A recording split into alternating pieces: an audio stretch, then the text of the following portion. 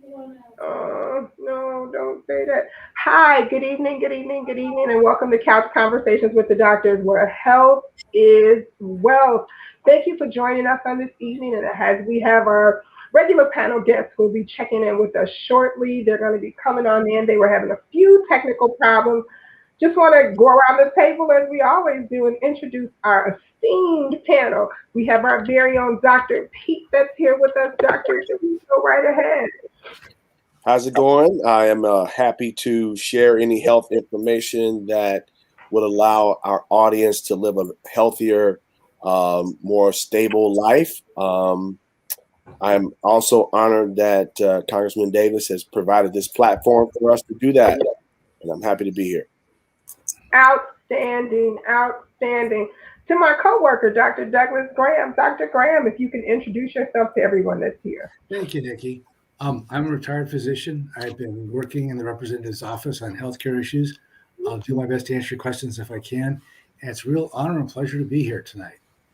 Wonderful, wonderful. I want to say hey to Linda Johnson, who has joined us, and she's here. To the man who says I threatened him to be here, but he is such a fantastic physician. That's our very own Dr. James Miller. Dr. Miller. Good evening. Good evening. Glad to be here this evening and participate in this conversation. I'm sure we're going to have a wonderful time, and I hope that everybody that listens to us have a wonderful time and that they gather information that's going to be helpful to them as they go forward. Simply great. Want to say that that is fantastic. Want to also just do a brief reminder for everyone to join Dr. Miller's men's conference. He has a great men's conference that is coming up, and it's going to be the 29th through the 1st of October with a wealth of information at their men's conference. Just want to make sure that you join them at Rising Sun Missionary Baptist Church, where their theme is Together We Conquer and Divided We Surrender. So remember to join them September 29th through October 1st for the men's conference. I want to say hey to Audrey J. Cox, who's here with us on this evening. I see that our very own Dr. Tony Hampton is here and has joined us, the weight loss guru. Dr. Tony Hampton, if you could introduce yourself. Happy to be here, family doctor on the south side of Chicago, obesity doctor, and always happy to share a message of healing. I found it very interesting today as I talked to some of my colleagues about the importance of, dietary changes and things like that. And you'd be surprised how people are not as convinced about the importance of that. And it's actually an ongoing challenge, an ongoing battle. So I'm a soldier, bless you. I'll be a soldier out here fighting on your behalf to help spread the message that we can heal if we would only understand and incorporate lifestyle changes. So happy to be here and looking forward to our conversation. Fantastic. And to the man who makes this possible, the one who truly lets you know that health is wealth, that's our very own Congressman of the Illinois 7th Congressional District, Congressman Danny K. Davis. Well, I have so much fun on the weekend doing so many wonderful things. Until Mondays, I'm just super excited. Saturday morning, I did a number of things. One of the things I did was I attended a memorial service for a fellow named Donald Box. And of course, his mother was a premier activist in the North Lawndale community, and his whole family went to Marshall High School. So they decided to have this event at the Marshall High School in front of the school. And all of the old alumni, many of the teachers who are still around, and many of the athletes who played football and were basketball stars, they all came out, and it was just a great gathering in front of the school on the ground. You wouldn't have thought that fella had died at all. I mean, in terms of the accolades, but it really was an expression of pride that they had in the Marshall High School, which of course has been one of the top high schools in the state of Illinois. And of course, it's renowned not only in terms of academic, but also in terms of athletics. I did not know, for example, that Jane Burns' father, the former mayor of the city of Chicago, her father was at one time the principal at Marshall High School. I did know about Dorothy Gators, who has been the winningest female basketball coach in America in coaching high school, and has won more championships than anybody can write about. And of course, Dorothy was offered opportunities to do professional coaching, to join WNBA teams and all of that. But she never left Marshall High School. And a fellow named Luther Bedford was also the basketball guy. And between the two of them, they just had Marshall. So I had a great time Saturday. It was fantastic. Sunday morning, I went to the family altar. Well, first of all, 7 o'clock Sunday morning, I was on the Daryl Denard show at 7 o'clock in the morning on a Sunday, talking about recovering and a recovery walk and all of that kind of good stuff that's taking place this next Saturday. But then I went to the Family Altar Evangelistic Church. That's been in effect for 40 years. They've built a brand new church, paid for it. The Bishop Jenny Pettis and her husband and family worked at Nabisco pretty much as their work careers. And then she got the calling to become a preacher and just did outstanding stuff. So I was there with Dr. Willie Wilson. And of course, he was there. She gave him a little award. And he said, well, since you're going to give me an award, I'm going to give you $10,000. So he contributed to her church $10,000. And then we left there and went down the street on Chicago Avenue to the Progressive Way Church of God in Christ. And he was the speaker there. So I had a little time in between where I was headed. So I think I'll stop in. So he gave them $5,000 as a contribution. And then he had 15 pastors there, and he gave each one of them $1,000 to take back to their churches. Then he just said, look, so I think I'm going to give everybody here $25. If you don't want it, you just take it and give it to somebody else. So he gave everybody at church a contribution. And he said, you don't have to take it, but you can. And if you want to give it to somebody else, he said, it makes me feel good, but I can give something to somebody. And so if you want to take this and give it to somebody, maybe you'll feel good too. Then I did Chenta Strasberg's radio show at 2:00, 2:30. And then at 7:00, I did another radio show with the Northwest Austin Council that they do from 6 to 8. So I just had a fantastic weekend. I just left the Vice President of the United States of America's home because she had a reception this afternoon for the Congressional Black Caucus as we celebrated the 50th year of the organizing of the Congressional Black Caucus And at that time, there were 13 of them. Now there are 57 of them, which is a big difference between 13 and 57. And some of us who were in a markup last week talked about how great the markup was in terms of legislative enactments. And I'll just mention one that is designed to reduce the cost of prescription drugs. One of the reasons that prescription drugs have been so high is that Health and Human Services is not able to negotiate with the pharmaceutical companies.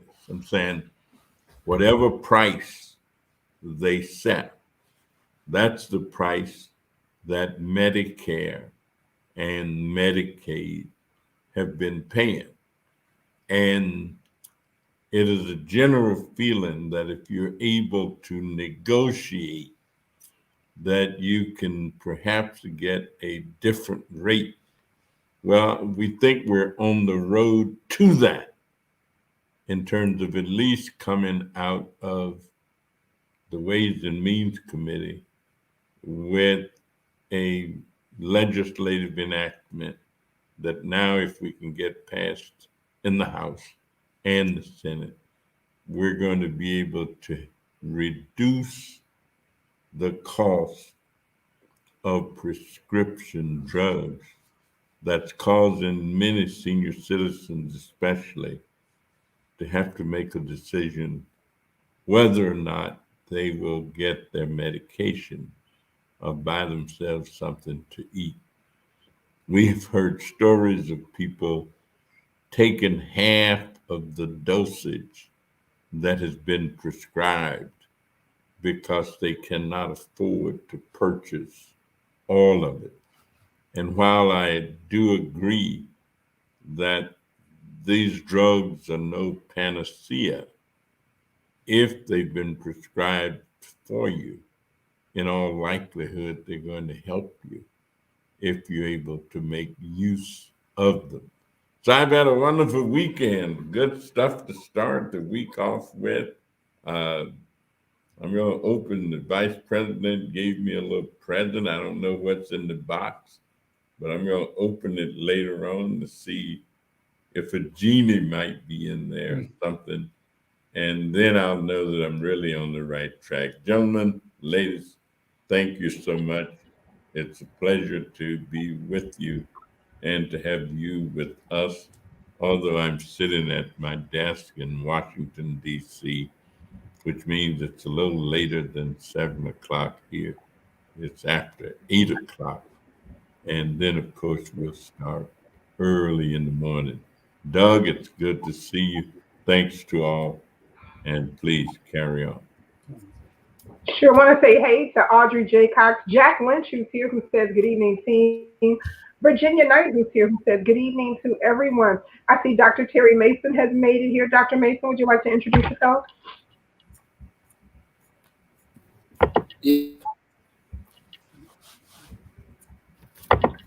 Administrator in public health, and I'm grateful to be here and thank the congressman for this opportunity for us to share with you this afternoon.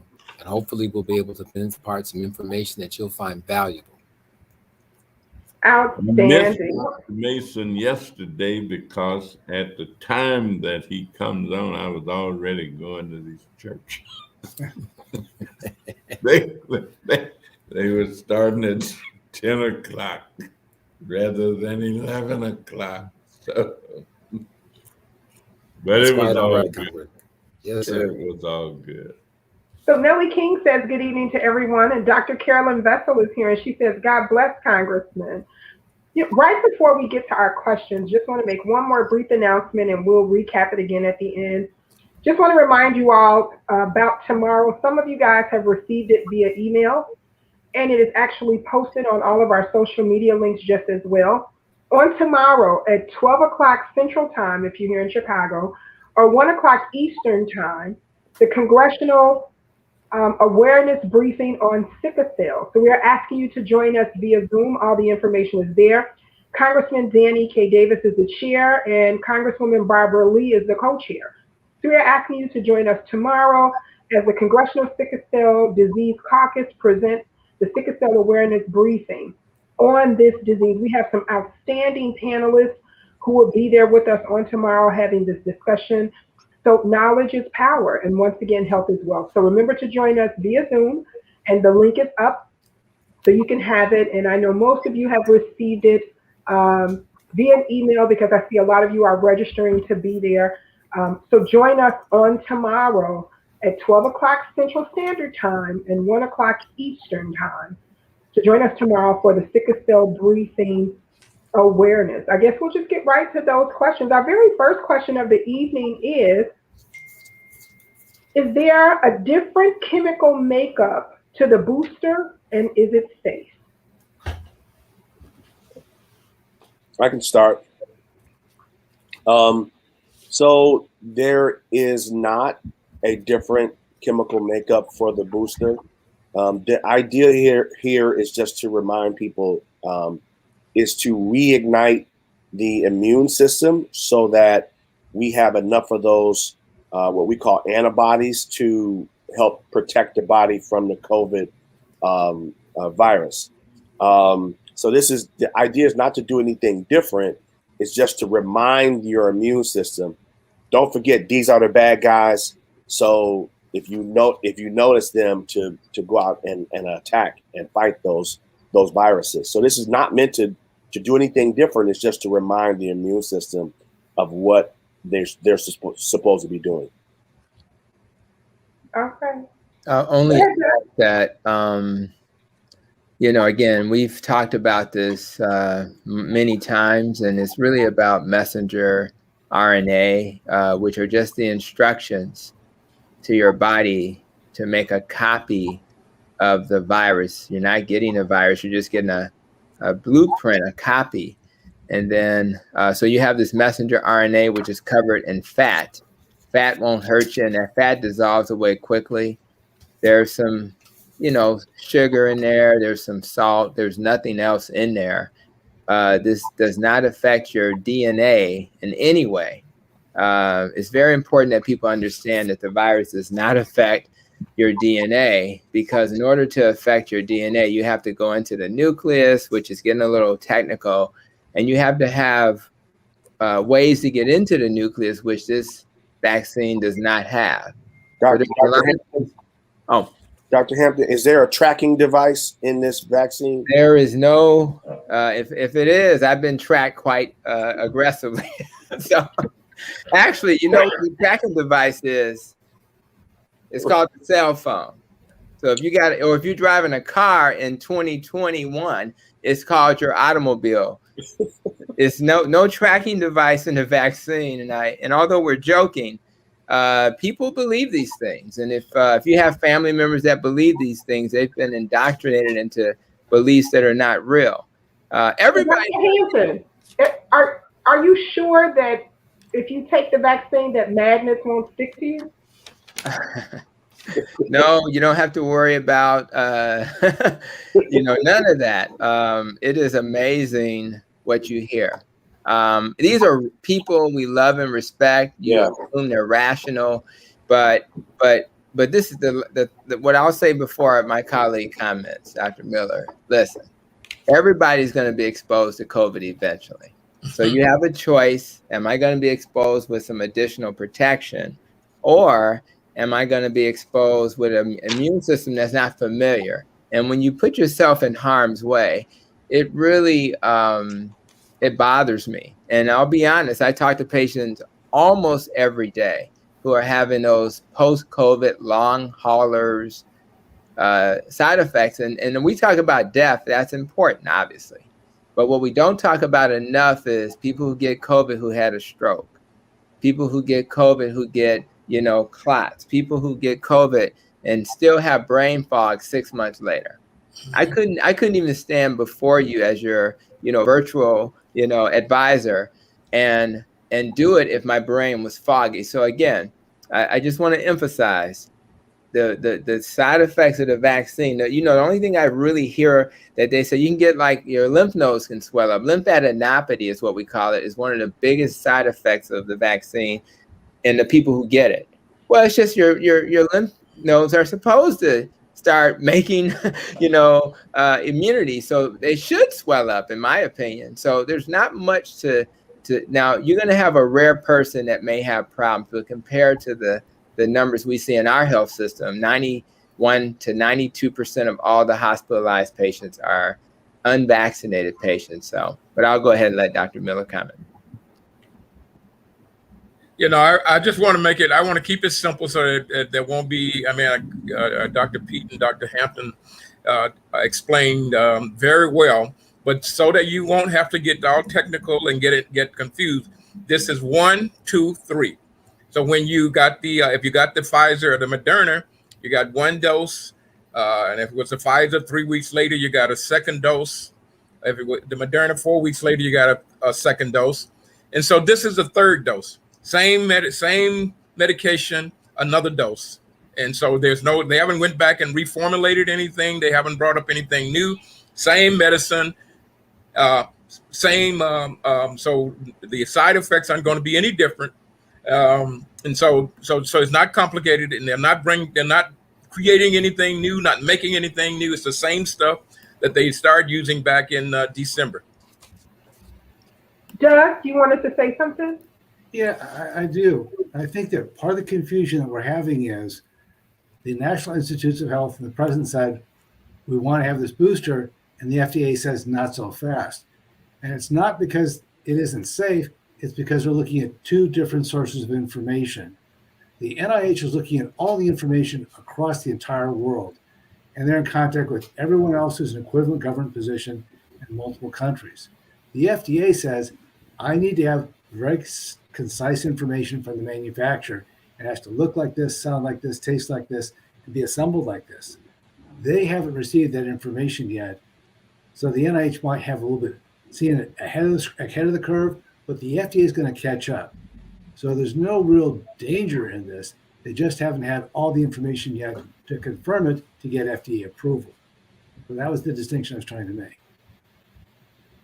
Fantastic. So I see Tamika Thomas has chimed in and she says, hey, Uncle Terry.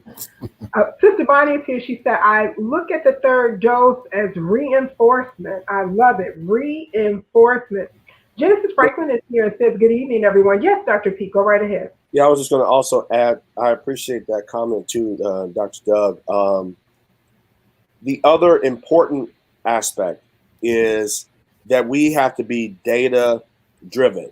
So if the evidence has not been completely, combed through to say this is effective, because the other point here about the FDA is that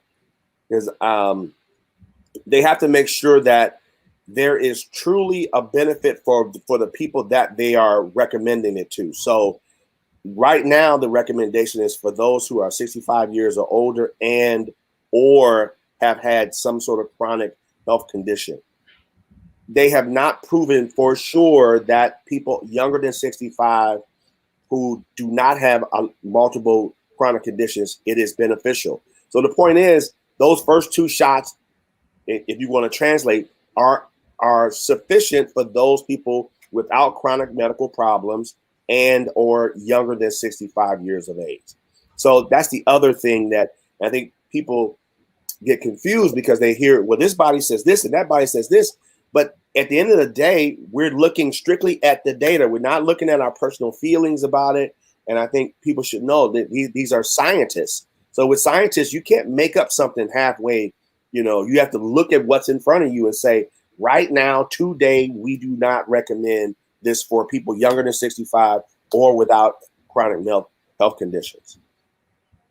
Let me ask if any of you are familiar with any scientific discoveries that have generated as much opposition to the findings and to the use. I mean, I am just totally flabbergasted as I continue to hear the erroneous things that people are putting out and buying into, and they're having mass effect in terms of people's thinking. I guess I call it mass manipulation. Uh, any of us have any situations that you know of comparable to this? You know, in the past, Representative Davis, in the late 1970s, early 1980s, an extract for peach pits called Laetrile was supposed to be very effective for very many cancers. And so, you know, this is something that's been kind of recurrent, that something that isn't from traditional science, that isn't from the government, has magical powers. And it's a very, very seductive way to approach people who are in a predicament. I think what we're seeing now is really the amplification of social media. They know who the sources of this are. They have honed their skills in the last 2 to 3 years. And so they understand their impact. In the 1970s, 1980s, we didn't have Facebook. We didn't have Instagram. We didn't have TikTok. We didn't have any of these things. And this information is more accessible now because you've got iPads and cell phones and whatever. We've really gotten away from reading the newspaper, reading textbooks, reading journals. We kind of think that visual and that soundbite is the truth. I think that's what for me, that's where most of the problem lies. And it is a very, very powerful message. Advertising has really honed its chops.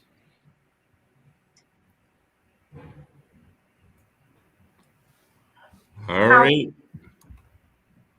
You know, Dr. Carolyn Vessel says, I really wish these conspiracy theorists could be exposed so many of our loved ones are brain dead as well as a result. So sad. So sad. Yeah. We're going to move on to our next question, which is there a booster shot for the Johnson & Johnson?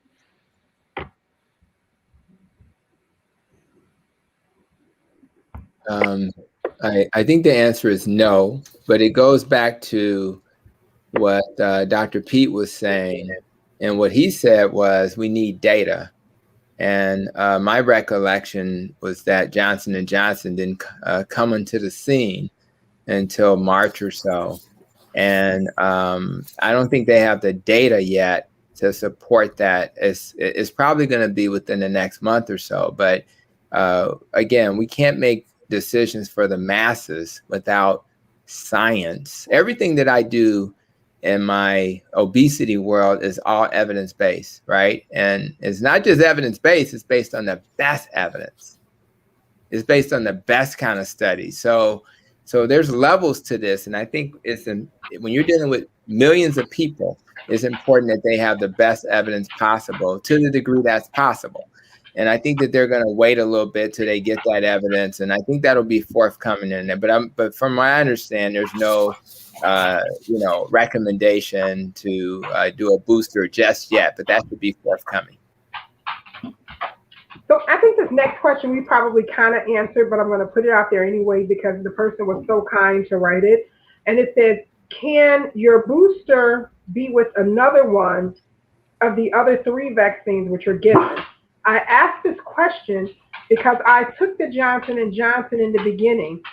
And even though it's I think they meant efficacy rate was a little lower, I was afraid to take the 2-shot. With our current situation, I wish I had taken the 2-shot vaccine. With the booster, can I start over with taking a 2-shot vaccine now? Yeah. So you're right, Nikki. We sort of touched on this earlier. So these things are being looked into now. They're studying these things to see if they can mix the the different vaccines. We don't know that for sure yet. And so, again, this is just one of those things where the recommendations for for these vaccines are underneath the auspices that you are doing this rigorous study happened. So you can't change it halfway doing the thing. Say, well, we studied it this way, but now all of a sudden we're going to allow you to mix up these two. Give them, a Moderna the first time, Pfizer the second, and then just throw in the third one.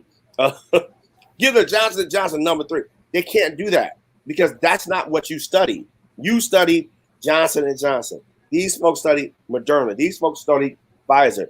So you cannot mix it up. Now, right now, they're currently looking at, well, what happens when you mix these 2 or 3 together? They're looking at that. So when that data comes up, we'll be able to have more comments about that. Okay, outstanding. Our next question says, do you professionals believe that we will have another shutdown?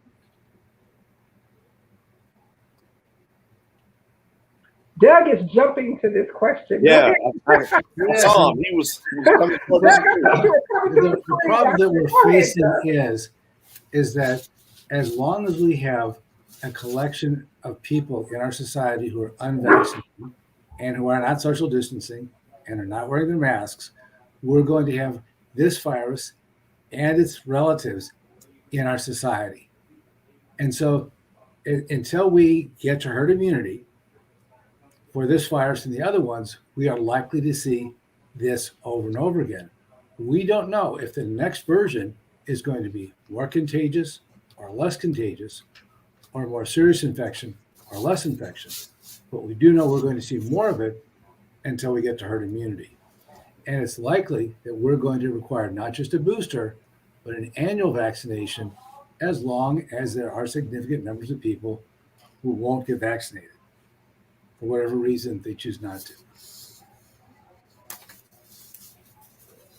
Yeah, the other thing to note is that if the past is a predictor of the future, this virus is getting smarter. And so to my colleague's point, that each time it gets a little bit better at what it's doing, and it's trying to survive. So, it does create a sense of urgency that we are communicating effectively to the community that this is serious and that the more you do to protect yourself, and the number one thing people can do, we go through all of these measures to take care of yourself. The number one thing you can do is go get the vaccine. And if you fundamentally disagree with vaccinations, then you put yourself, but not just yourself, but also the community at risk. And so each time this virus is getting smarter, and its cousin. Its cousin is getting smarter. So the next one might be very. So right now we're looking at Delta, but the longer it takes for us to get to that 70% where the population is vaccinated, then we're going to be in a potentially worse scenario. I think the other thing I'd just like to add to what my colleagues have said is that you got to understand something about the virus, the COVID virus. It can't survive by itself, and it can't reproduce itself. It only can reproduce itself when it invades you, me, or somebody else, and it takes our cells that have all the machinery to reproduce themselves, and it hijacks that machinery to reproduce the virus. Then when we get these things going to our places like our nose or our throat and causing us to cough, that's where these viruses are concentrated, in these things. So when we cough or sneeze, we are the ones spreading the virus. And so the idea around the vaccine is to prevent that virus from getting into your body and hijacking your system and reproducing itself so that it can multiply by the millions. And when you cough or sneeze, help it propel itself to infect hundreds of other people. Now, I was on the radio this weekend, and one of the things I like to say, somebody called and said what they didn't believe. I said, look, belief is for church. Okay? We're not talking about belief here. This doesn't matter whether you believe it or not. This is a fact. Now, you can choose to not accept it, but you can't say it's not fact because we have too much evidence to the contrary that these are facts. So if you want to deal with belief, you go to church and you can talk about what you want to believe there.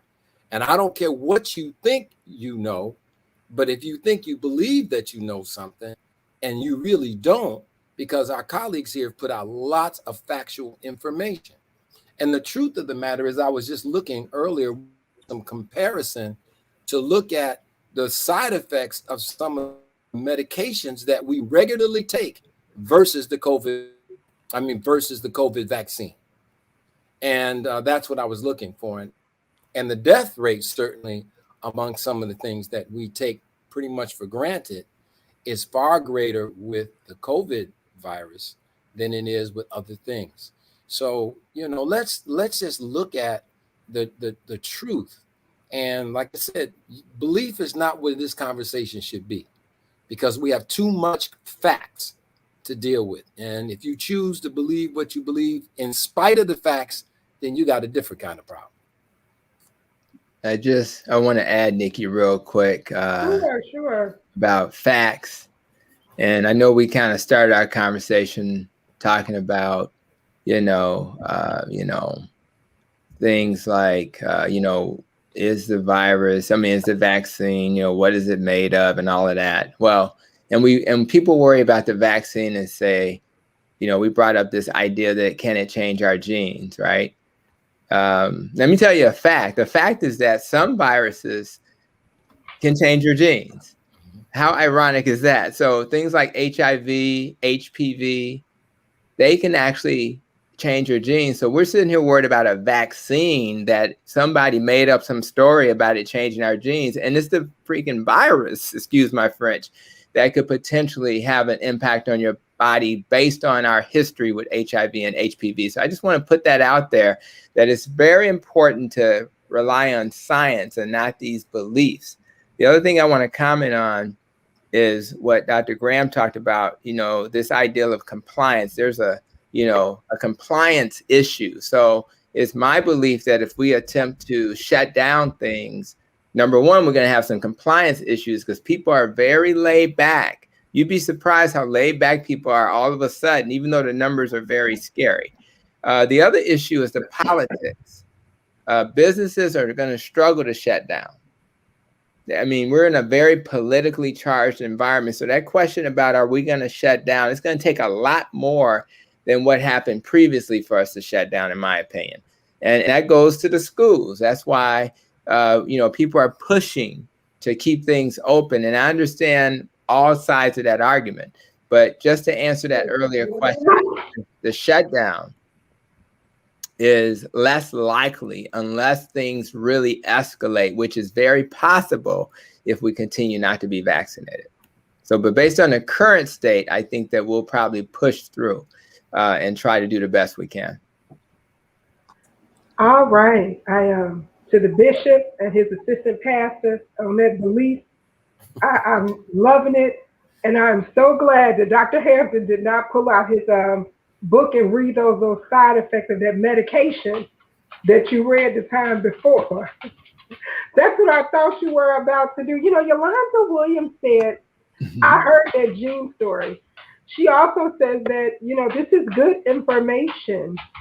And Mr. Brown says, Antonio Brown says, can we rule out COVID-19 as a biological weapon? Biological weapons are microorganisms like viruses, bacteria, fungi, or other toxins that are produced and released deliberately to cause diseases and death in humans, animals, and plants. So I don't know if anyone wants to say, go ahead, Doug. So I've heard both sides of this argument, whether it is or isn't. But then you have to take a look at who's been affected. And it isn't just us in the United States that's been affected, but across the entire world, large numbers of people in all communities have been affected, including those in the suspected country of origin. So, from my perspective, I may never know the truth of this, but I don't think that we have the time to be concerned about that as much as we now have to deal with the consequences of this virus being out here and in our world. We have to mobilize to get everybody vaccinated to deal with it and work on making sure that it doesn't happen a second time. So people really understand the risks of, if they want to try this as a weapon, here's the consequences, not just to their enemies, but to their own countrymen as well. So that's the way I see it. Yeah, I think I'd just like to add that even if it was a biological weapon, we still must have some means to protect ourselves. I mean, in any kind of warfare situation, we have to have a way to protect ourselves. And so we would still be talking about a vaccine or something that can protect us from the virus.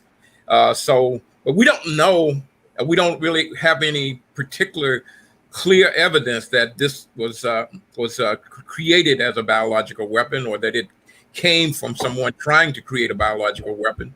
However, we have to deal with what is the situation that we know, and what are the circumstances that we are in. And those are simply, we have a virus that is killing millions of people, and that they're the only thing that we know that really gives you the best protection is the vaccine. Mitigation, things such as wearing a mask helps to prevent you from getting infected. So these are the things that we're going to have to do, regardless of what was where the virus came from and what was the intent of it. All right. Fantastic. Yolanda Williams says, is the vaccine mandated for everyone, including government? These reports that it's not. Social media and all of the conspiracies is making people not trust it.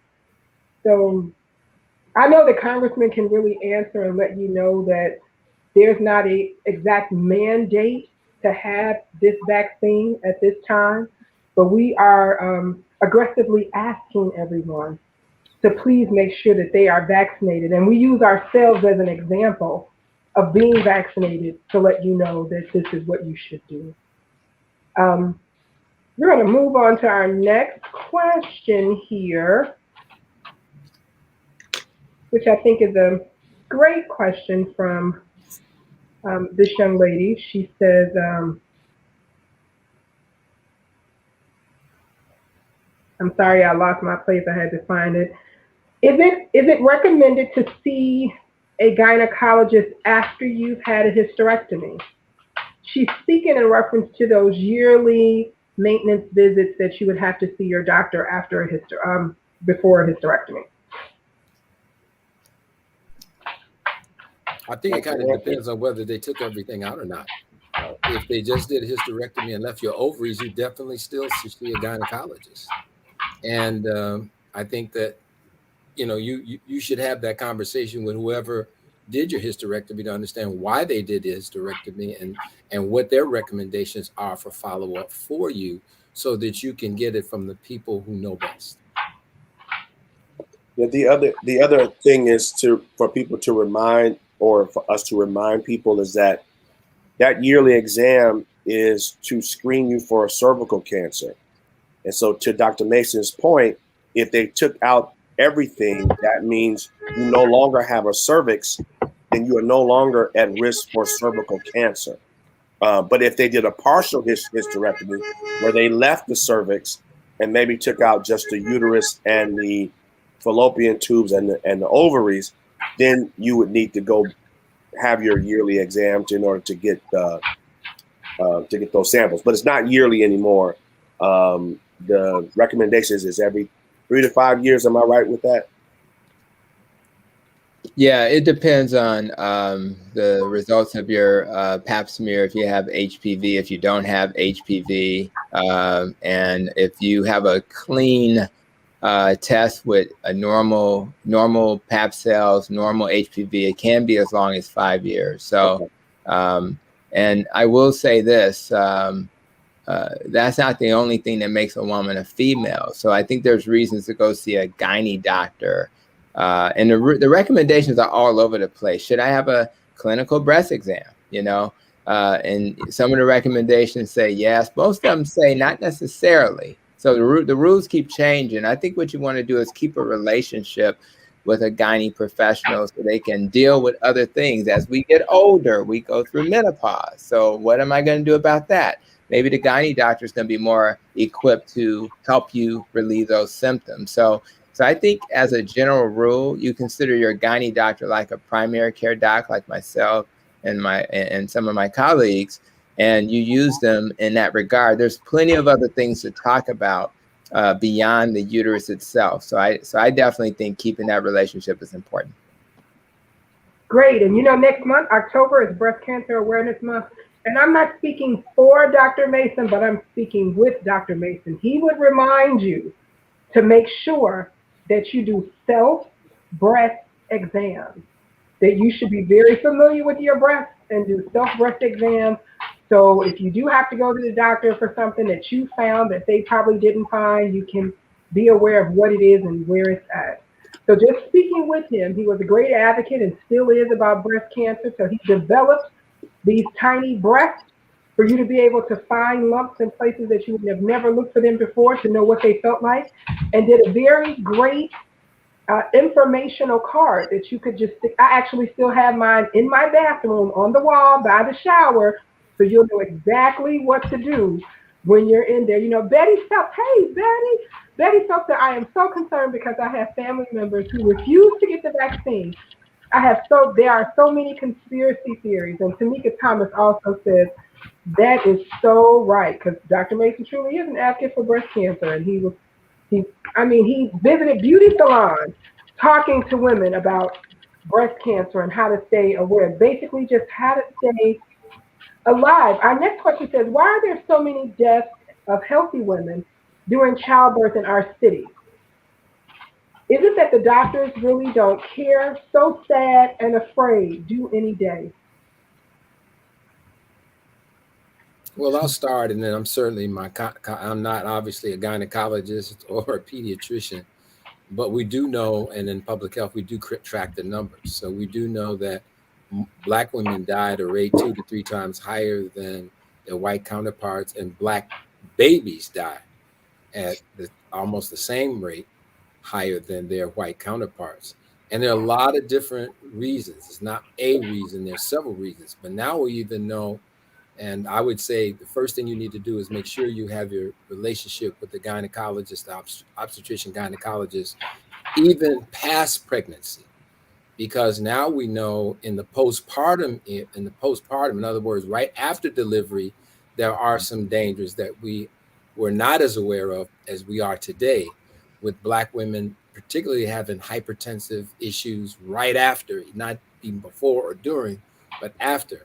So if you are a woman in childbearing age, you need to have your relationship with your gynecologist, your OB gynecologist, and be guided very clearly. Now, the other thing that we need to do is, just because you're a woman and just because you're pregnant doesn't mean that you won't have diabetes, doesn't mean you won't have high blood pressure, don't mean you won't have all these other things. So you need to check those things and know your numbers and make sure that they are where they're supposed to be, and work with your primary care physician, whether that's a family doc, or in many cases for many women, it is their obstetrician gynecologist for parts of it. But you really need to understand what's happening to you during your pregnancy, and really be aware of the changes that are taking place, the blood pressure changes, all these different things you need to know, whether or not there's certain things beginning to show up in your urine that shouldn't be there. And you won't know that unless you're seeing a physician who can order these tests for you. Outstanding. Dr. Pete, you were about to say something? I agree with Dr. Mason. And there's a term that we use in public health called the social determinants of health. And so there are factors that influence your health in a negative fashion that um, impact how well or what your health outcomes will be. And that's especially true of women who are pregnant and who are delivering babies. And so those babies are subject to the environment that the woman has put her at the woman has been in. And so that environment is of high stress, racism, lack of resources, all those things impact her health from a peripartum perspective while she's pregnant, from a postpartum perspective after she's pregnant. And so the same factors that influence people from getting high rates of cancer, heart disease, stroke, accidents are the same conditions that influence their health when they're delivering a baby. And so we need to pay attention to those issues, and people that take care of women of color should be very cognizant of those factors and how you eliminate or at least reduce the risk. But those are some of the factors that Dr. Mason mentioned. That's really it's in the books. So it's not like we don't know about them. And I agree with this caller, the person that said this question. I think we need to pay more attention to women in childbearing situations because that those factors are oftentimes very they're not well looked at, and so we have to make sure that we're looking at all those other factors that the woman has been in, and it could have been years ago that she was, underneath a lot of stress, racism, all those things that don't disappear just because you're pregnant, right? And if she doesn't have a lot of resources, money to go see the gynecologist on a regular basis to get those screenings to make sure that there are no STDs, that her blood pressure is controlled. She doesn't have gestational diabetes, which is diabetes as a result of being pregnant. So all those things are influences that play a role in her health and the baby's health. I just want to add one thing. One of the things in public health that we do, we had nurses and we broke up the county into regions. And these were what are called our APORS nurses. And APORS stands for Adverse Pregnancy Outcomes Research. And what we actually did, and unfortunately, funds for this are now not as plentiful as they used to be. And that is send out nurses to do two things. Number one, if a woman had an episode, there was a sudden infant death syndrome child, or if there were some other adverse things that happened during pregnancy, these women automatically got visits. But also we sent out nurses to these homes, because what we learned in our visitation and talking to our nurses is that we have a lot of women who are unstably housed, even during pregnancy. In other words, they don't have a regular place that they live. So they're couch surfing from one person's couch to another person's couch. And as a result, many of them don't have a permanent place to be, and they don't have food oftentimes. We even put together a program to identify this so that we could hook people up to pantries and other kinds of places. But then you find out, to your point, Dr. Pete, that they may not have transportation to get to these places. So it is a very comprehensive, and I'm really afraid, as we are now losing money to do much of this work in the prenatal space and the perinatal space, before the baby, peri around the time the baby's been born. And I'm really worried with what we're seeing.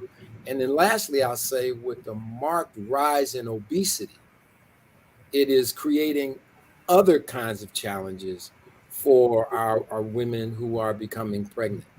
At county, it was not uncommon. The first time I saw a lady who had her first prenatal visit, she weighed almost 385 pounds, and her first prenatal visit was delivery.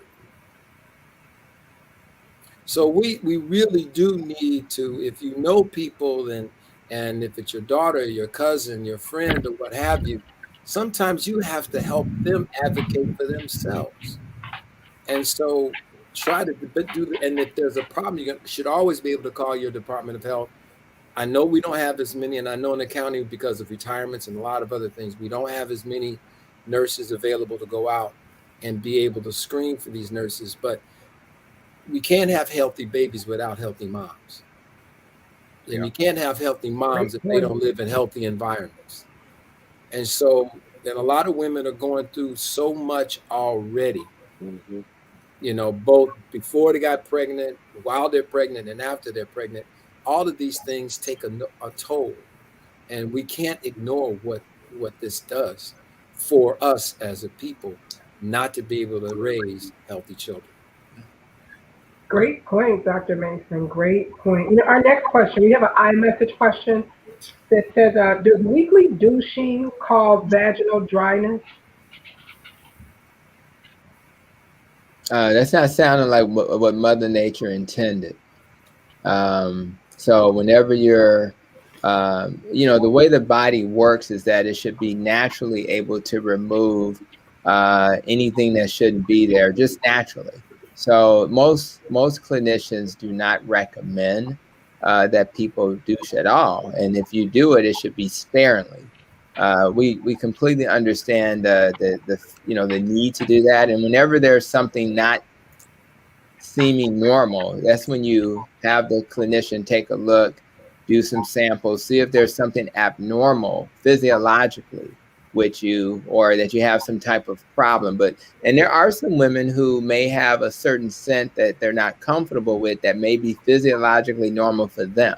So I think that the key is to have somebody take a look, see what's going on, but it is not recommended that we utilize those types of approaches. I'm kind of like a old school, what's the proper way to eat? What's the proper way to take care of your body? And anytime you start doing things, you know, should we ever have to take vitamins? If you think about it, there should be enough nutrients in our food, right? So we shouldn't have to go outside of our food to be healthy. Otherwise, what happened to those people's way before such things existed, right? So I think that's how my brain works. So that's what I would say about the female's body as well.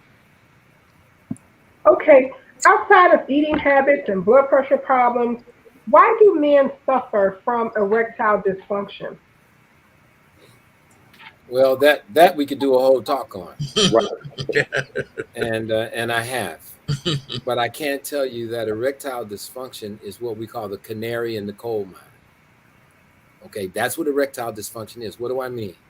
They used to send canaries down in the coal mine because when certain levels of gases that were toxic were too high, it would kill the canaries. Then they knew there was too much of that gas in the coal mine. In this case, the erection is it's totally dependent upon blood flow into the penis being trapped inside the penis. And the things that help, and it's way beyond what we can talk about tonight to get to that.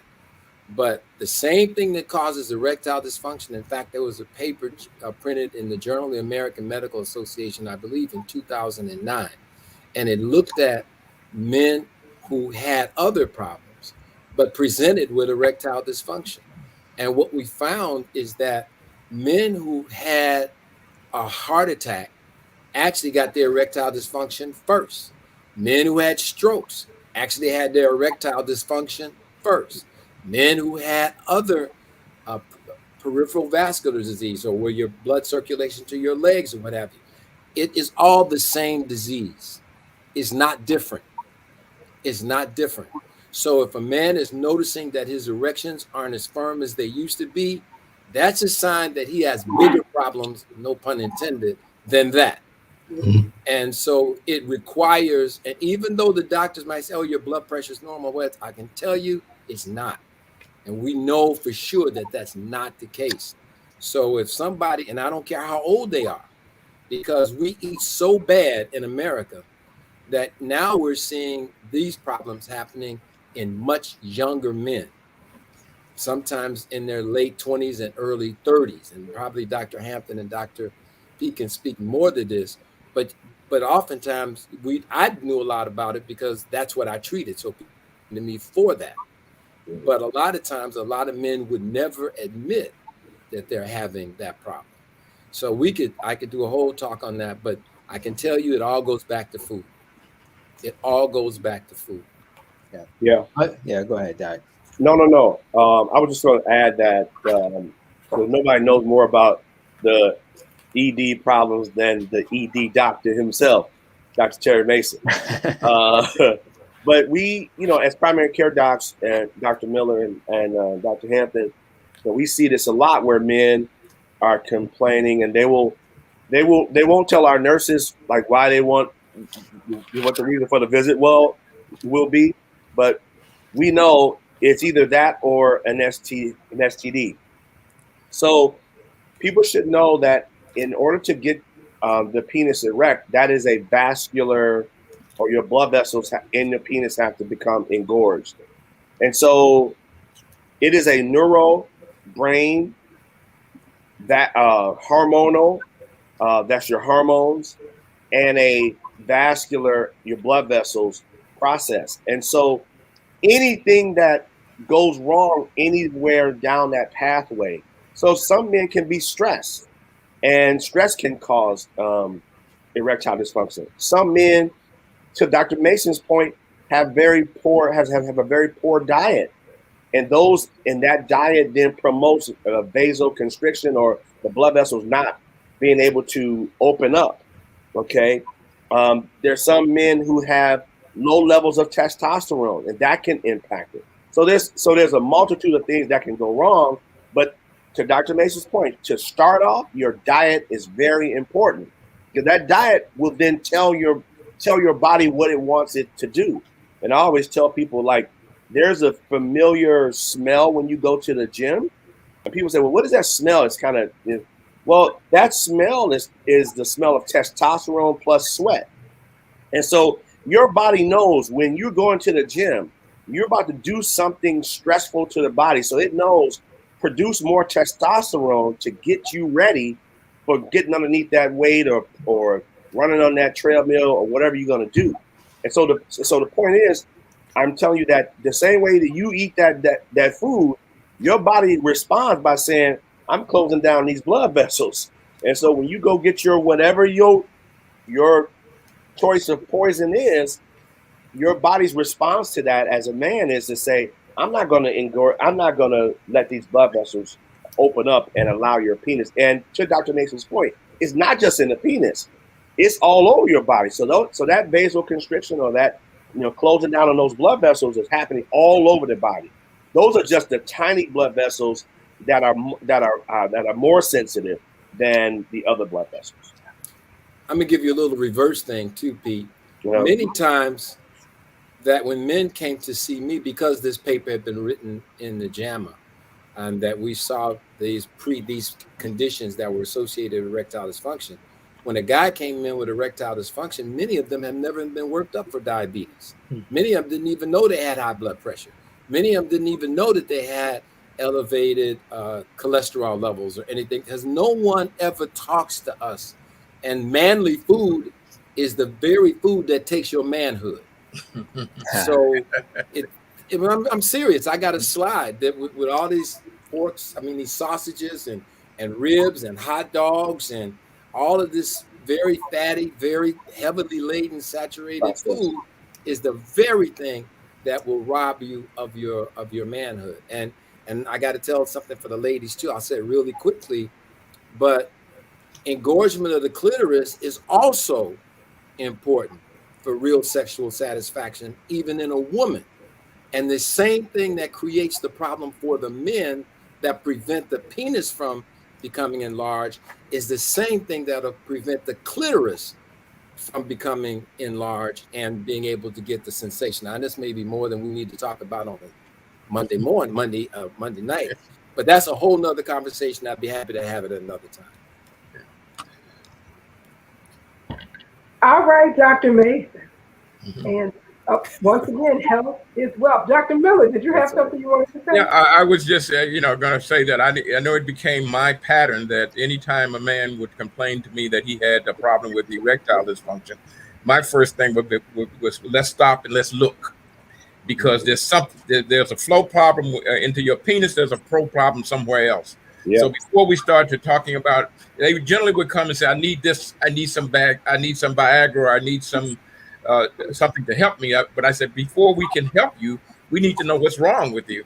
And so I made it my habit that any man that came and complained, or I would ask them because that they might not be aware, or might not pay attention to things that cause a problem, symptoms of problems of circulation to their heart or to their leg, but they certainly would be aware and pay attention to circulatory problem involving their penis. So I would ask them, are you having problem with this, with erection? Are you having problems of that nature? And I would get an answer that would allow me or help me to know that I need to go forward in working this man up for flow problems in other organ systems as well, because the problem that he's recognizing is just part of the problem, and it exists for other organ systems.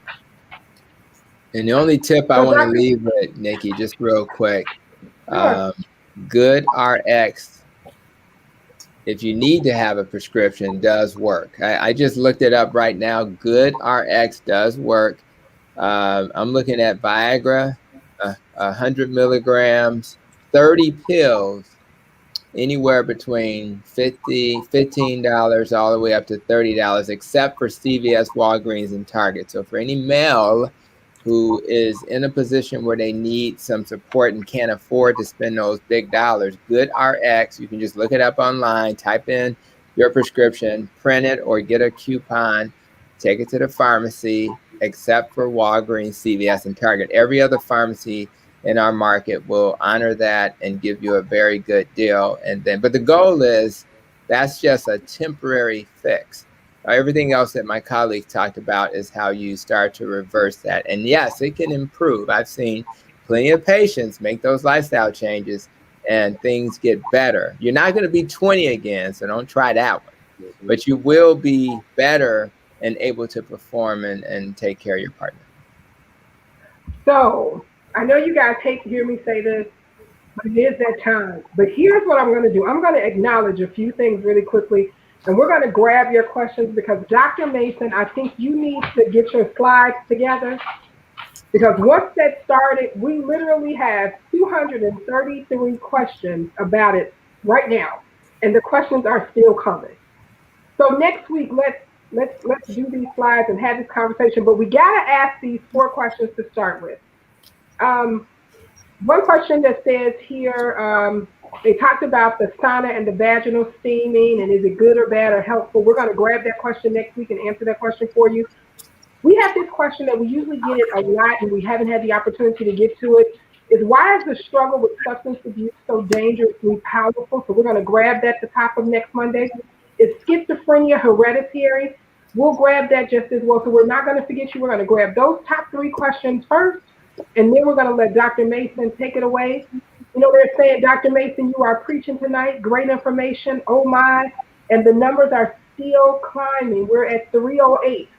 They are chiming in, asking more questions about this whole erectile dysfunction. So get those slides together, Dr. Mason. And it is just as many men as women sending these questions in. So please make sure, we're going to go around as we always do and just say until next Monday. Dr. Douglas Graham, until next Monday. What's your thought until next Monday? So before I retired, I would say to all my patients, 95% of the information you get on the internet, you can't trust. It's commercially driven. It's either designed to get you to stop taking something or to take something, and it's done because they've got money behind it. Right. So I would be cautious if you're trying to get information that isn't from a place like the CDC or the FDA about COVID virus, because you may be stepping into a commercial trap. My thought for this week. Okay. Dr. James Miller, you're until next Monday? Oh, I wish that people believed in the vaccine as much as they believed in Viagra. we would have an effective vaccination process in place if the belief was as strong. And back to that, I think that we need to make certain that they're dealing with the issue as it is, not dealing with politics. But this is a health issue. It has nothing to do with your political views or your political desires. It has to do with a health problem. And the facts have been studied by people who are capable, have the knowledge and the ability to understand, and those are the people that you got to trust. I mean, you're not going to trust you're not going to trust me to fix your car. I don't know anything about engine, so Come on, preach to him, Doc. So I think that we need to make certain that we're trusting the people that have the knowledge and the information and the ability to deal with what the issues are. Not your alderman to tell you. I mean, your alderman certainly want to make certain that that the community is protected, and will give you his information and his knowledge of access. But what I'm saying is that don't take the naysayers who are doing and saying things that has nothing to do with your health, but simply has to do with their political desires. All right. Dr. Terry Mason, you're until next Monday. Thank you very much. In God we trust. All others must have verifiable data. That's all I'm going to say. All right, Dr. Mason. All right. Dr. Tony Hampton, you're until next Monday. Wow, I can't follow that, Pastor. So the main message that I try to share with my patients is that it's not normal aging to get type 3 diabetes, which is dementia, when you're in your 60s and 70s. That's not normal. It's not normal to have high blood pressure when you're in your 40s and 50s. That's not normal. It's not normal to have erectile dysfunction when you're in your freaking 40s and 50s. I see it all the time. It's not normal. It's not normal to get all of these cancers that we've been hearing about. It's not normal. It's not normal to have an epidemic of diabetes. It's not normal aging. And what we're trying to get our community to understand is that if we make lifestyle changes, it won't be normal. And I'm only asking people to wake up, stop depending on procedures, medicines, and surgeries, and start depending on the simple. Literally tonight, I'm going to spend 15, 20 minutes doing exercise. That's all I'm going to do. It's not normal, and nor do you have to live that way. So let's start healing our community and start teaching wellness so that the next generation and the next generation will still see us when they get here. That's all I have. All right, Dr. Pete, you're until next Monday. Yeah, Nikki. So I'll say this. So 2,000 Americans are dying every day from COVID. 2,000 people in our country dying every day from COVID. We have twice the death rate of Great Britain, 7 times the death rate of Canada, and 10 times the death rate of Germany. There's one reason why. And though we started off very strong, but we trail in the vaccination rates. We trail all those countries. And so we've got to talk, if to no one else, talk to your friends and relatives to say, listen to the science. You got to listen to the science, because we can't choose to listen to science sometimes and not choose other times. So to my colleague's point, we want to run to come. You believe in the science of Viagra. You believe in the science of when there's something stinging down there and there's a discharge. You believe in the science then. But then you selectively decide when you don't want to believe in the science. And you can't do that. That doesn't make sense. And to Dr. Miller's point, don't come to me and ask me about your car. Don't come to me to ask me about how to. No, I can grill now. I can't cook now. But if I'm not a professional chef. But listen to people that's been studying this thing our entire lives. Listen to those folks when it comes to your health. And to Dr. Doug's point, there's a whole lot of stuff on this internet. It's a lot of stuff. It's a lot. But you have to validate this data. You just can't believe everything someone puts up there, because everybody has an agenda on there. They're either trying to sell you something or sell you a belief. So sometimes people are trying to sell you a product, but they're trying to sell you a belief. So I want you to take better care of yourselves. If you don't want to listen to me, listen to another scientist from the NIH, from the CDC. That's what they get paid to do. They get paid to comb through all of this data, and they get paid to give us good health information. And that's who we listen to. That's all. Absolutely. So don't believe it when people tell you that Pete can change a tire in 2.5 seconds. Hey, that ain't it. We can't do it. That's not his. That's not his. my thing. Just want to remind you once again to join us tomorrow at 12 o'clock noon Central Standard Time, or 1 o'clock Eastern Standard Time for the Sickle Cell Caucus, with the chairman being our very own Congressman Danny K. Davis will be there. And this is going to be a great conversation with physicians from all over the 50 states. Our physician here with us will be from UIC on tomorrow, but we have some great people who will be on that panel. So make sure to join us on Zoom. All of that information is listed, and I'll actually list the link in this comment section shortly. Remember to do all those great things that you know you got to do to stay safe. One is to get vaccinated. So step up and get vaccinated. Remember to mask up. And remember to do all the required things you need to do. And don't forget to wash those hands and keep them really, really clean as always.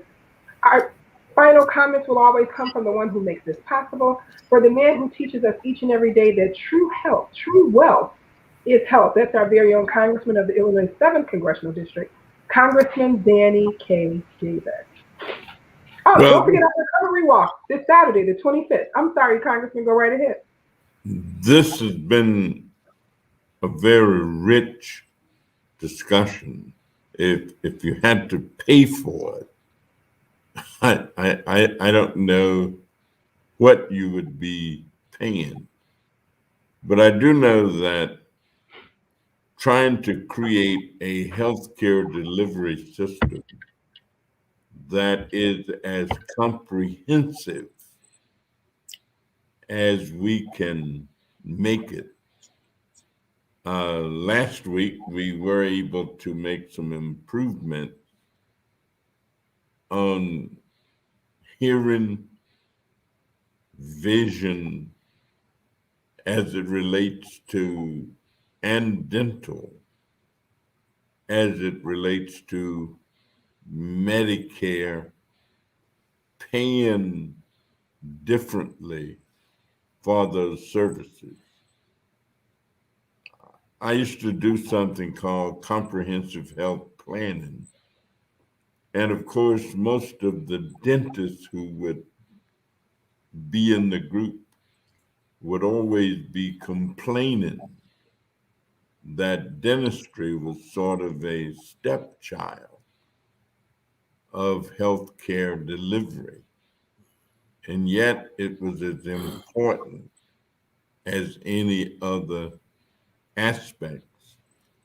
So I want to thank all of you for a very comprehensive type discussion that says to the listener and the person who's trying to make decisions about his or her own health, that no matter what somebody else tell you, you're the one that have to act.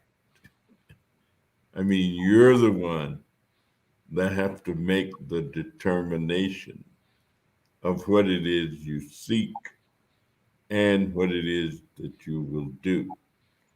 I can hardly wait till next Monday for the continuation of this discussion.